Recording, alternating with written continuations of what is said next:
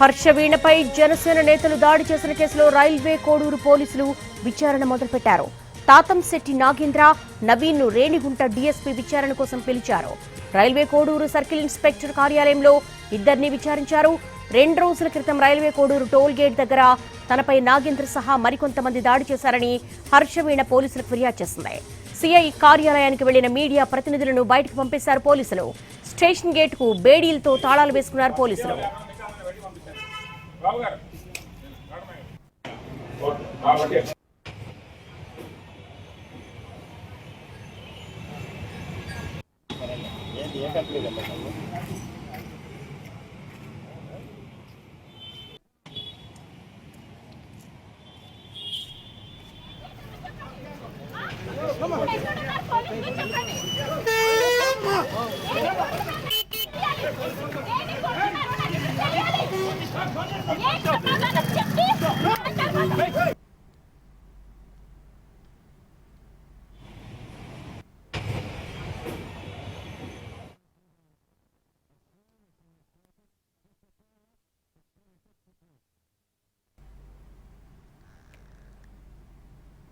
హర్షవీణపై జనసేన నేతలు దాడి చేసిన కేసులో రైల్వే కోడూరు పోలీసులు విచారణ మొదలుపెట్టారు.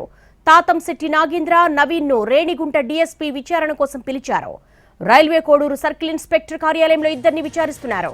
2 రోజుల క్రితం రైల్వే కోడూరు టోల్ గేట్ దగ్గర తనపై నాగేంద్ర సహా మరికొంతమంది దాడి చేశారని హర్షవీణ పోలీసులకు ఫిర్యాదు చేసింది. ఉదయం 9:30 నుంచి మధ్యాహ్నం 2 గంటల వరకు డీఎస్పీ విచారించినట్లుగా జనసేన నేత తాతంశెట్టి నాగేంద్ర తెలిపారు. ఎప్పుడు పిలిచినా విచారణకు హాజరు కావాలని ఆయన చెప్పారని అన్నారు.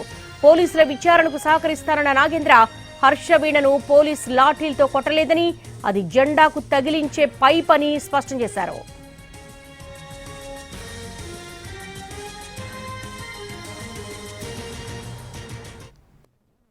పోలీసు ఉన్నతాధికారి డిఎస్పీ గారు నిన్న జరిగిన సంఘటన మీద విచారణ కోసం పిలిపించారు. ఉదయం 10 గంటల నుంచి దాదాపు 9:30 నుంచి ఇప్పటి వరకు సమగ్ర విచారణ చేశారు. మాకు నోటీసులు జారీ చేశారు.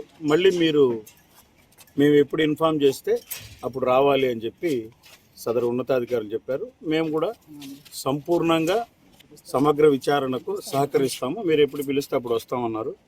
కాకపోతే ఇది కేసు విచారణలో ఉంది కాబట్టి దాని గురించి పూర్వాపరాలు తర్వాత మాట్లాడుతున్నాం.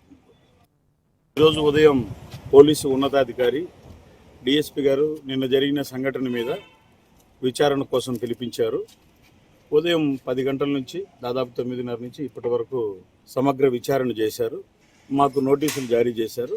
మళ్ళీ మేము ఎప్పుడు ఇన్ఫామ్ చేస్తే అప్పుడు రావాలి అని చెప్పి సంపూర్ణంగా సమగ్ర విచారణకు